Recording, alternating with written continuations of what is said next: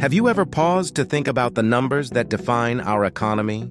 Recently, one particular figure has stood out, casting a long shadow over American households. For the first time in history, U.S. credit card debt has surpassed an astonishing $1 trillion. This isn't just a statistic, it's a stark reflection of the financial pressures millions are facing. This milestone signals a critical moment, forcing us to look closer at the story behind the numbers and understand how we arrived at this precarious financial edge. The journey to this trillion-dollar peak is complex, woven from economic forces and personal choices that have reshaped our relationship with debt.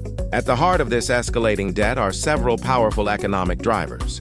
Persistent inflation has been a primary culprit, eroding the purchasing power of every dollar earned. As the cost of everyday necessities like groceries, gas, and housing has surged, many families have turned to credit cards to bridge the gap between their income and their expenses. Compounding this issue, the Federal Reserve's aggressive interest rate hikes, designed to combat inflation, have made carrying a credit card balance significantly more expensive. The average credit card annual percentage rate, or APR, has climbed to record highs, trapping consumers in a cycle where even minimum payments barely make a dent in the principal. Alongside these macroeconomic pressures, there's been a noticeable shift in consumer behavior, with a greater reliance on plastic for both small and large purchases, further fueling the accumulation of debt. The consequences of this ballooning debt are deeply personal and economically significant. For individuals and families, it means mounting stress, sleepless nights, and the constant strain of living paycheck to paycheck. High-interest debt can delay major life milestones, such as buying a home, starting a family, or saving for retirement. It can damage credit scores, making it harder and more expensive to secure future loans. On a broader scale, this widespread debt burden acts as a drag on the economy.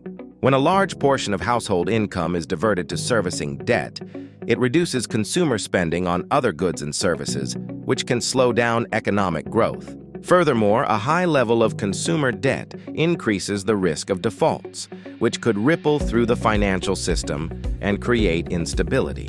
Navigating a way out of this crisis requires a two-pronged approach, involving both individual strategies and systemic changes. For those struggling with debt, creating a detailed budget is the essential first step to understanding where money is going. Prioritizing high-interest debt repayment, using methods like the debt snowball or debt avalanche, can accelerate progress. Exploring options like debt consolidation loans or balance transfer cards with introductory 0% APR offers can provide temporary relief and a strategic advantage. On a larger scale, there's a growing call for financial institutions to offer more transparent terms and for policymakers to consider measures that promote financial literacy education and provide more robust consumer protections against predatory lending practices. Looking ahead, the path for American consumers and the economy remains uncertain.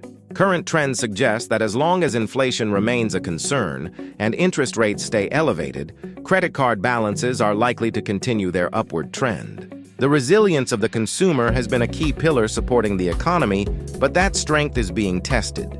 If the labor market weakens and incomes stagnate, the rate of delinquencies and defaults could rise sharply, posing a significant risk.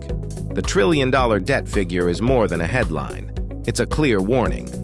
How we respond, both as individuals managing our finances and as a society addressing systemic vulnerabilities, will ultimately determine whether this moment becomes a turning point toward greater financial stability or a slide into a deeper economic challenge.